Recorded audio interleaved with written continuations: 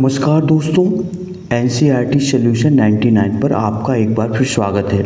दोस्तों आज हम जो है साइंस के एक महत्वपूर्ण प्रैक्टिस सेट को हल करेंगे। दोस्तों सामान्य विज्ञान से संबंधित एक प्रैक्टिस सेट है। दोस्तों ये आपकी आगामी परीक्षा है, चाहे आप जो है दोस्तों SSC, bank, railway, MP TET, UP TET और पटवारी, पुलिस सभी के लिए दोस्तों ये सामान्य विज्ञान दोस्तों के लिए प्रैक्टिस सेट आपके लिए सहायक सिद्ध हो सकता है। दोस्तों वीडियो शुरू करने से पहले आप एक से छोटा निवेदन है कि अगर आपने अभी तक हमारे चैनल पर सब्सक्राइब नहीं किया है तो आप हमारे चैनल को सब्सक्राइब कर दें और बेल आइकन की घंटी को पर क्लिक कर दें, ताकि जब भी मैं वीडियो अपलोड करूं तो उसका नोटिफिकेशन आपके मोबाइल पर सबसे पहले पहुंचे। तो दोस्तों आज स्टार्ट करते हैं आज के सत्र को। पहला क्वेश्चन दिया है, पूछा गया दोस्तों कि फाउंटेन पेन का आविष्कार किसने किया था। दोस्तों बताना फाउंटेन पेन का आविष्कार किसने किया था। चार ऑप्शन दिए, दो बर्ड्स आइज, लेविस ई बॉटरमैन, डॉक्टर लेडी फॉरेस्ट और ऑक्सबर्ग। तो दोस्तों जैसा कि आप पता है कि जो फाउंटेन पेन का आविष्कार किया था वो किया था दोस्तों वाटरमैन ने। इनका पूरा नाम था लेविस ई वाटरमैन। तो दोस्तों इसका राइट आंसर है दोस्तों बी। इसके बाद दोस्तों दूसरा प्रश्न देखते हैं, निम्नलिखित में से कौन सा घर्षण बल के बारे में सही नहीं है। बताना दोस्तों घर्षण बल के बारे में कौन सा नहीं है। घर्षण बल है जो संपर्क के दो सतहों की सापेक्ष गति का विरोध करता है, ये दोस्तों सही है। वह घर्षण बल जो किसी सतह पर चलने का कार्य करता है वो स्लाइडिंग घर्षण कहते हैं, दोस्तों ये भी सही है। मशीनों में घर्षण ऊर्जा का अपव्यय और टूट फूट का कारण है, ये भी सही है, ये भी दोस्तों सही है। चौथा है रोलिंग घर्षण स्लाइडिंग घर्षण की तुलना में अधिक होता है, मशीनों पर बॉल बेयरिंग से घर्षण कम होता है। तो दोस्तों इसका जो राइट आंसर दोस्तों इसमें बताना था कि कौन सा जो है घर्षण बल के बारे में सही नहीं है। तो दोस्तों ये इसका राइट आंसर दोस्तों डी है। दोस्तों जो रोलिंग घर्षण होता है उसको दोस्तों लोटने घर्षण कहा जाता है, और दोस्तों ये दूसरा घर्षण दोस्तों स्लाइडिंग घर्षण, इसको दोस्तों सर्वी घर्षण कहा जाता है। तो दोस्तों इसमें उत्तर में कहा गया है कि रोलिंग घर्षण जो दोस्तों आपको लोटने घर्षण है सर्पी घर्षण से तुलना में अधिक होता है, जो मशीनों में बॉल बेयरिंग से घर्षण कम होता है। तो दोस्तों मशीनों में जो बॉल बेयरिंग होता है उससे घर्षण कम नहीं होता है, उसका जो घर्षण का मान क्या होता है बढ़ जाता है। तो दोस्तों इसलिए जो है ये मशीनों में दोस्तों उनमें ग्रीस या तेल लगाकर या दोस्तों उनमें पेंट करके इस तरह जो है कुछ महत्वपूर्ण कारक है जो घर्षण की प्रक्रिया को कम करते हैं। तो दोस्तों इसका राइट आंसर दोस्तों सी है। इसके बाद दोस्तों प्रश्न क्रमांक पूछा गया तीसरा, 20 न्यूटन का एक बल किसी वस्तु पर कार्य करता है, वस्तु बल की दिशा में 4 मीटर के माध्यम से विस्थापित होती है, तो किया गया कार्य बताना। दोस्तों ये न्यूमेरिकल के संबंधित प्रश्न है। तो दोस्तों वस्तु पर कार्य निकालने के दोस्तों इसका सूत्र याद रखेंगे, कार्य बराबर होता है, आप याद रखें कार्य बराबर होता है दोस्तों F×D, इसको आप याद रखें। कार्य बराबर होता है बल गुणे विस्थापन, work equal to force into दोस्तों डिस्टेंस। दोस्तों इसमें जो है बल दिया है 20 न्यूटन का, तो दोस्तों F की जगह 20 रख देंगे, और दूरी दी है दोस्तों उसको बल की 4 मीटर माध्यम विस्थापित करता है, ये दोस्तों विस्थापन है, इसको 4 है, दोनों को दोस्तों गुणा करेंगे तो आ जाएगा 80, 20 चौको इसका 80 जूल आएगा। कोई कार का मात्रक दोस्तों ऊर्जा जूल होता है, इसका एक अन्य मात्रक होता है दोस्तों न्यूटन इंटू मीटर भी होता है, ये भी दोनों, जबकि जो ऐसा ही मात्रक है दोस्तों वो जूल है। तो आपको याद रखिएगा दोस्तों राइट आंसर आएगा वो आएगा 80 जूल। तो ये दोस्तों कार्य का सूत्र था, कार्य बराबर बल गुणे विस्थापन, इसको आप अच्छी तरह से याद रखें। दोस्तों आजकल कंपटीशन में दोस्तों न्यूमेरिकल से संबंधित बहुत प्रश्न पूछे जाने लगे हैं, इसलिए आप दोस्तों न्यूमेरिकल ज़्यादा कठिन नहीं होते हैं, ये आपके फार्मूला बेस पर आधारित होते हैं। आप फार्मूला याद कर लें तो आप आसानी से दोस्तों इनको हल कर सकते हैं। तो दोस्तों इसका जो राइट आंसर होगा वो दोस्तों 80। इसके बाद दोस्तों अगला प्रश्न देखते हैं, ऊर्जा ना तो उत्पन्न की जा सकती और ना ही नष्ट की जा सकती, लेकिन इसे एक रूप से दूसरे रूप में बदला जा सकता है, ये दोस्तों बताना कौन सा नियम है। तो दोस्तों ये जो नियम है ऊर्जा संरक्षण का नियम है। ऊर्जा संरक्षण नियम के अनुसार ऊर्जा को ना तो उत्पन्न किया जा सकता है और ना ही नष्ट किया जा सकता है, बल्कि इसे एक रूप से दूसरे रूप में बदला जा सकता है। एक गोलाकार दर्पण और पतली गोलाकार लेंस प्रत्येक में 20 सेंटीमीटर फोकस लंबाई होती है। दोस्तों इसमें ऋणात्मक लंबाई है, माइनस का चिन्ह लगाएं, तो दोनों की फोकस लंबाई कैसी ऋणात्मक है। तो ऐसे परिदृश्य में निम्नलिखित में से कौन सा सत्य होने की संभावना है, तो बताना दोस्तों कौन सी कंडीशन सत्य होगी। दोनों उत्तल है, दोनों अवतल है और लेंस उत्तल है, दर्पण उत्तल है और लेंस अवतल है, दोनों अवतल है। तो दोस्तों जैसा कि दिया है कि प्रत्येक की फोकस दूरी कैसी ऋणात्मक है। तो दोस्तों जब फोकस दूरी ऋणात्मक होती है दोस्तों, तो वो जो है अवतल लेंस होता है। अवतल लेंस की जो फोकस दूरी ऋणात्मक होती है और उत्तल लेंस की फोकस दूरी धनात्मक होती है। तो दोस्तों फोकस दूरी ऋणात्मक है, इसलिए अवतल लेंस होगा। प्रश्न क्रमांक दोस्तों अगला पूछा गया है, ये भी न्यूमेरिकल संबंधित प्रश्न दोस्तों। धारता एक धारित 10 वोल्ट पर 1 कूलम स्टोर उत्पन्न करता है, तो बताना इसका जो है धारता निकालना है। तो दोस्तों बताना धारता का फार्मूला क्या होता है। दोस्तों 10 वोल्ट इसका जो है दोस्तों विभवांतर दिया है और आवेश दिया दोस्तों 1 कूलम। तो धारता, तो दोस्तों धारता का सूत्र होता है, आपको याद रखना है, धारता C बराबर होता है Q/V। धारता होती है दोस्तों किसी चालक को दिए गए आवेश और विभव में वृद्धि, दोनों का जो रेशियो होता है, आवेश और विभव, इन दोनों का रेशियो दोस्तों धारता कहलाती है। धारता को दोस्तों हम C से प्रदर्शित करते हैं, इसका मात्रक होता है दोस्तों फैरेड। तो दोस्तों इसमें जो है Q का मान दिया है, आवेश का मान दिया है 1 कूलम और धारता दी 10। तो दोस्तों Q की जगह 1 रख देंगे और धारता की जगह कितना रखेंगे, नेक्स्ट विभवांतर की जगह रखेंगे 10 वोल्ट। तो 10 का भाग देंगे दोस्तों तो आएगा 0.1। तो दोस्तों इसका राइट आंसर होगा 0.1 फैरेड। तो दोस्तों इसका राइट आंसर होगा 0.1 फैरेड। इसका राइट आंसर दोस्तों दिए गए विकल्पों में C है। इसके बाद दोस्तों प्रश्न क्रमांक 11 देखते हैं। सातवां में क्या पूछा गया। प्रश्न क्रमांक 7 में पूछा गया है, टेलीविजन ग्राही के दूरस्थ नियंत्रण में किस प्रकार की विद्युत चुम्बकीय विकिरण का प्रयोग है। दोस्तों बताना कौन सी विद्युत चुम्बकीय तरंग का उपयोग किया जाता है। तो दोस्तों जो है 4 ऑप्शन दिए, दृश्य किरणें, पराबैंगनी किरणें, अवरक्त किरणें, उपयुक्त में से कोई नहीं। तो दोस्तों इसमें जो है अवरक्त किरणों का प्रयोग किया जाता है टेलीविजन ग्राही में। इसके बाद दोस्तों प्रश्न को 8वां पूछा है, परमाणु का नाभिक मॉडल पहली बार किसने प्रस्तुत किया था। दोस्तों बहुत इम्पोर्टेंट प्रश्न है और अक्सर परीक्षाओं में पूछा जाता है कि परमाणु का जो नाभिक मॉडल था सबसे पहले किसने प्रस्तुत किया था। तो दोस्तों जैसा कि आपको पता है परमाणु का जो एटम का सबसे न्यूक्लियस मॉडल था वो दोस्तों सबसे पहले दिया था अर्नेस्ट रदरफोर्ड ने। तो दोस्तों सबसे पहला प्रयोग जो है अर्नेस्ट रदरफोर्ड ने प्रस्तुत किया था 1911 में। इसको भी आप याद रखना है, 1911 में उन्होंने अल्फा कण प्रकीर्णन प्रयोग किया था। दोस्तों अल्फा कण एक सोने की पतली पन्नी पर दोस्तों उन्होंने जो है अल्फा कणों की बमबारी की थी, जिसमें कुछ किरणें अल्फा किरणें जो है सीधी निकल जाती हैं, कुछ अल्फा किरणें अपने मार्ग से विचलित हो जाती हैं। जबकि कुछ अल्फा कण दोस्तों 20,000 में से एक अल्फा कण था जो अपने मार्ग से जाने के बाद पुनः उसी दिशा में वापस लौट के आ जाए।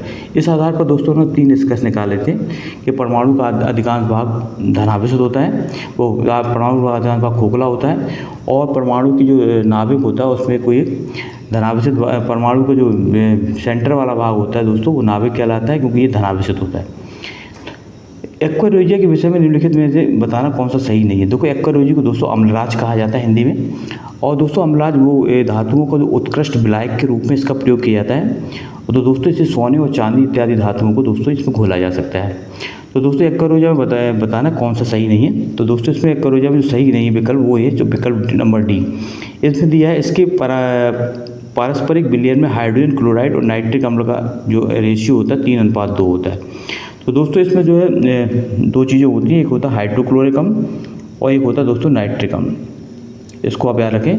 जो एक्वारियोजिया होता है दोस्तों इसमें हाइड्रोक्लोरिक अम्ल और नाइट्रिक अम्ल का मिश्रण होता है, और दोस्तों इसमें हाइड्रोक्लोरिक का 3 अनुपात होता है और इसका दोस्तों अनुपात होता है 3:1। जबकि दोस्तों इसमें दिया 3:2 का मिश्रण है, इसलिए दोस्तों सही इसमें बताना सही नहीं है। तो दोस्तों इसका राइट आंसर होगा D। तो आपको याद रखना दोस्तों हाइड्रोक्लोरिक और नाइट्रिक अम्ल, हाइड्रोक्लोरिक अम्ल और नाइट्रिक अम्ल का 3 अनुपात रेशियो, मतलब 3 भाग रहता है दोस्तों हाइड्रोक्लोरिक अम्ल और 1 भाग रहता है नाइट्रिक अम्ल। और दोस्तों ये है एक्वारियोजिया या इसको अम्लराज कहते हैं, धातुओं का उत्कृष्ट विलायक के रूप में इसका प्रयोग किया जाता है। आधुनिक आवर्त सारणी में कौन से 2 आवर्तों में 8 तत्व है। तो दोस्तों आपको पता होगा जो आवर्त सारणी है उसमें दोस्तों जो हमारा दूसरा और तीसरा आवर्त है दोस्तों, दूसरे और तीसरे आवर्त में दोस्तों 8 तत्व हैं। इसको आप अच्छी तरह से याद रखें दोस्तों। पहले आवर्त में 2 तत्व हैं और दूसरे और तीसरे में दोस्तों 8 तत्व हैं। इन्हें दोस्तों लघु आवर्त कहा जाता है। जब एक धातु ऑक्सीजन से क्रिया कर लेती है तो क्या बनाती है। दोस्तों बहुत ही महत्वपूर्ण क्वेश्चन है। जब धातु कोई जो है ऑक्सीजन से क्रिया करती है तो दोस्तों आप सपोज कीजिए कोई मान लो Mg धातु है, मैग्नीशियम है, ये जब दोस्तों ऑक्सीजन से क्रिया करेगी तो दोस्तों बनाएगी मैग्नीशियम ऑक्साइड। क्या बनाएगी, मैग्नीशियम ऑक्साइड। दोस्तों इसको बैलेंस करेंगे तो यहाँ ऑक्सीजन के 2 परमाणु हैं, तो इसमें यहाँ भी 2 कर देंगे दोस्तों, तो Mg के भी 2 हो जाएंगे, तो ये 2। तो दोस्तों इसका संतुलन समीकरण ये होगा 2Mg + O2 after lambda 2Mg। दोस्तों ये जब धातु है जो होती है वो ऑक्सीजन से क्रिया करके हमेशा ऑक्साइड बनाती है। कोई भी धातु दोस्तों सभी ऑक्साइड बनाती है। तो दोस्तों इसका राइट आंसर है ऑक्साइड। तो दोस्तों इसका धात्विक ऑक्साइड, तो इसका राइट आंसर दोस्तों सी है। इसके बाद दोस्तों बर्तन बनाने के लिए प्रयुक्त जर्मन सिल्वर एक मिश्र धातु है। तो दोस्तों बताना किसकी मिश्र धातु, copper silver nickel, copper zinc nickel, copper zinc aluminium, copper nickel aluminium. तो दोस्तों इसका राइट आंसर दोस्तों कापर जिंक और निकिल, इन तीनों की मिश्र धातु है दोस्तों, कापर जिंक और निकिल, इन तीनों की मिश्र धातु दोस्तों जर्मन सिल्वर है। प्रोपेन के अणु C सिंगल बॉन्ड C बंधों और C सिंगल बॉन्ड H बंधों में बताना दोस्तों क्या अनुपात होगा। तो दोस्तों जो प्रोपेन का जो सूत्र होता है दोस्तों, उसकी संरचना प्रोपेन का समय जो सूत्र होता है वो तो दोस्तों C3H8। इसकी दोस्तों संरचना इस तरह होगी, कार्बन के 3 हैं जो दोस्तों C सिंगल बॉन्ड से जुड़े होंगे, और हाइड्रोजन के दोस्तों 8 हैं। तो ये दोस्तों हाइड्रोजन के 8 परमाणु हैं।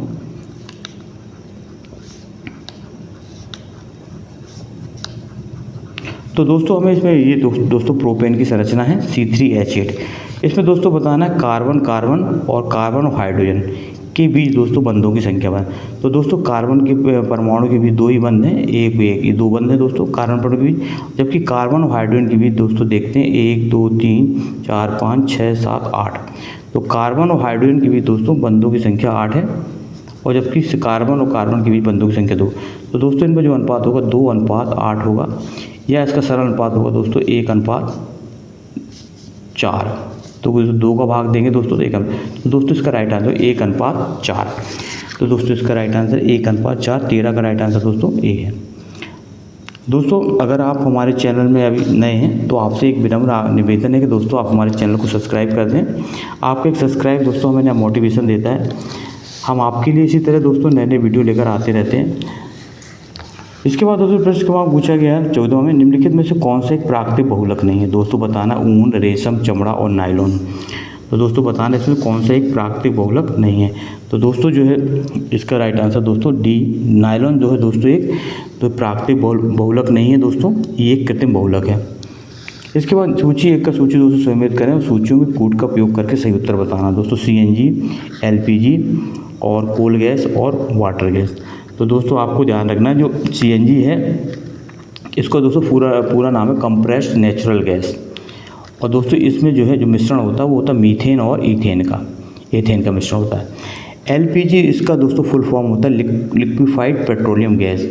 इसमें दोस्तों जो मिश्रण होता है वो भरा जाता है जो वो होता है ब्यूटेन और प्रोपेन का। इसके बाद दोस्तों कोल गैस जो दोस्तों जो कोल गैस होती है दोस्तों उसमें जो है दोस्तों मिश्रण होता है दोस्तों ये हाइड्रोजन, मीथेन, कार्बन मोनोऑक्साइड का। और दोस्तों वाटर गैस होती है दोस्तों वो होती है हमारी कार्बन मोनोऑक्साइड और हाइड्रोजन गैस की। तो दोस्तों डी का होगा चौथा, इसको आप अच्छे से याद रखें। और सी का होगा दोस्तों हाइड्रोजन, मीथेन और कार्बन डाइऑक्साइड। तो दोस्तों इसका जो राइट आंसर होगा 15वां का वो होगा सी। ए का तीसरा, बी का दूसरा दोस्तों, और सी का दोस्तों चौथा, और डी का पहला। इसके बाद दोस्तों प्रश्न क्रमांक अगला देखते हैं, जानवरों को उनके पर्यावरण के साथ संबंधों को क्या कहा जाता है। जानवरों और उनके पर्यावरण के साथ संबंधों को क्या कहा जाता है। प्रश्न क्रमांक 16 है। तो दोस्तों इनका जो संबंध होता है जानवरों का पर्यावरण के साथ वो दोस्तों इकोलॉजी कहा जाता है। इकोलॉजी या इसी को दोस्तों पारिस्थितिकी कहा जाता है। इसका दोस्तों एक पारिस्थितिक तंत्र भी दोस्तों आप बायो में से संबंधित चैप्टर है पारिस्थितिक तंत्र, इकोलॉजी। इसके बाद मेंडल का स्वतंत्र अभिन्न नियम में जो है दोस्तों बताना है कि किस अनुपात के आधार पर सिद्ध किया था उन्होंने दोस्तों। स्वतंत्र अभिन्न का नियम जो दिया था मेंडल ने 3 नियम दिए थे मटर के पुष्प पर। तो दोस्तों बताना है कि इसमें कौन की जो रेशियो होता है वो बताना किस अनुपात में होता है। तो दोस्तों इसका जो राइट आंसर है वो है ए, 9:3:3:1, 9:3:3:1। सेब का हृदय रोगियों के लिए दोस्तों महत्व क्यों। तो दोस्तों सेब जो होता है वो हमारे हार्ट के लिए दोस्तों बहुत ही महत्वपूर्ण रोल निभाता है दोस्तों, क्योंकि दोस्तों सेब में जो है पोटेशियम एक तत्व पाया जाता है। और दोस्तों जो सेब में क्या होता है दोस्तों हमारा जो हाई ब्लड प्रेशर है उसको दोस्तों सेब नियंत्रित करता है, और जो कोलेस्ट्रॉल है उसको भी दोस्तों कम करता है। तो दोस्तों इस तरह जो है, और दोस्तों ये हार्ट अटैक की संभावना को दोस्तों कम से कम करने के लिए दोस्तों उत्तरदायित्व होता है इसका, इसलिए दोस्तों इसको ज़्यादा से ज़्यादा प्रयोग करना चाहिए अपने दैनिक जीवन में। तो दोस्तों इसमें जो पोटेशियम जो है इसकी भूमिका सबसे ज़्यादा होती है, जो कि हमारे ब्लड प्रेशर को नियंत्रित करता है और कोलेस्ट्रॉल को भी कम करता है।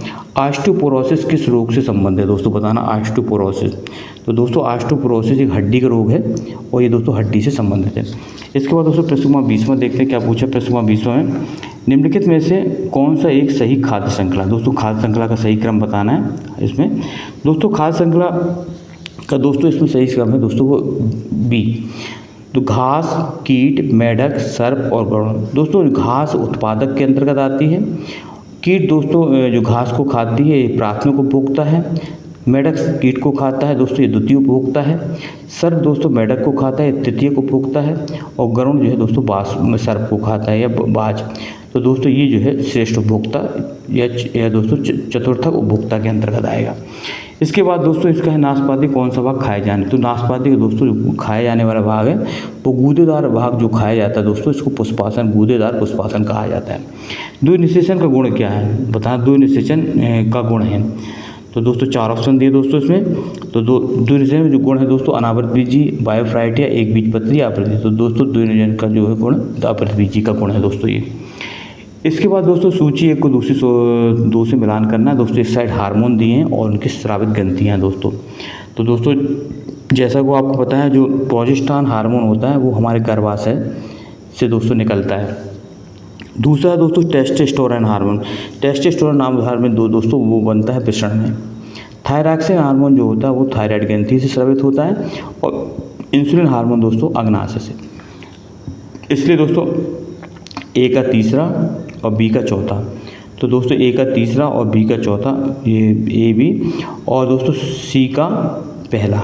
तो दोस्तों ये और डी का दोस्तों है हमारा दूसरा। तो दोस्तों इसका जो राइट आंसर हो जाएगा वो होगा हमारा 23 का ए का तीसरा, बी का चौथा, सी का पहला और डी का। इनमें से कौन सा गणना का कार्य नहीं करता दोस्तों, बताना कौन सा जो है गणना का कार्य नहीं करता। कैलकुलेटर, कंप्यूटर, प्रिंटर और मोबाइल फ़ोन। तो दोस्तों कैलकुलेटर द्वारा भी गणना की जा सकती है, कंप्यूटर के द्वारा भी गणना की जा सकती है, मोबाइल फ़ोन के द्वारा भी गणना की जाती है। जबकि दोस्तों प्रिंटर का काम गणना का काम नहीं है। दोस्तों प्रिंटर का उपयोग होता है वो गणना किए गए परिणामों को प्रिंट करता है, अर्थात जो गणना करते हैं उसके जो परिणाम होते हैं, रिजल्ट होते हैं, उनको प्रिंट करने का कार्य प्रिंटर करता है। जबकि तीनों का कार्य दोस्तों गणना करना। बूटिंग कंप्यूटर सिस्टम की वह प्रक्रिया है हार्ड डिस्क से मुख्य मेमोरी में ऑपरेटिंग सिस्टम को लाया जाता है। मुख्य मेमोरी से हार्ड डिस्क में ऑपरेटिंग सिस्टम को लाया जाता है। हार्ड डिस्क से मुख्य मेमोरी में सभी उपयोगी डाटा लाया जाता है। मुख्य मेमोरी से हार्ड डिस्क में सभी उपयोगी डाटा लाया जाता है। तो दोस्तों जो हमारी जो बूटिंग जो होती है दोस्तों उसका काम होता है हार्ड डिस्क से मेमोरी में ऑपरेटिंग सिस्टम को लाया जाता है। तो दोस्तों जो बूटिंग जो प्रोसेस होता है दोस्तों वही प्रक्रिया होती है दोस्तों जो किसी कंप्यूटर को चालू होने पर वो काम करने के लिए तैयार होता है, उस प्रोसीजर को दोस्तों बूटिंग कहा जाता है। तो दोस्तों आप समझ गए होंगे दोस्तों। इस तरह दोस्तों ये आज के 25 प्रश्न थे और ये दोस्तों सामान्य विज्ञान का एक महत्वपूर्ण प्रैक्टिस सेट है दोस्तों। आप इन प्रैक्टिस सेट को ज़्यादा से ज़्यादा अभ्यास करें दोस्तों। सफलता का मूल मंत्र होता है दोस्तों प्रैक्टिस। आप जितना प्रैक्टिस करेंगे उतना ही दोस्तों आप जो है आपकी संभावना दोस्तों बढ़ जाती परीक्षा में सफल होने के लिए। तो दोस्तों एक बार पुनः दोस्तों आपसे आग्रह है कि अगर आपने दोस्तों हमारे चैनल को अभी तक सब्सक्राइब नहीं किया है या जो नए कैंडिडेट हैं दोस्तों वो हमारे चैनल को दोस्तों सब्सक्राइब करें और बेल आइकन की घंटी को क्लिक करना ना भूलें, ताकि जब भी मैं वीडियो अपलोड करूं दोस्तों तो उसका नोटिफिकेशन आपको मोबाइल पर सबसे पहले पहुंचे। तो दोस्तों आपका दिन शुभ हो। जय हिंद, जय भारत, वंदे मातरम दोस्तों।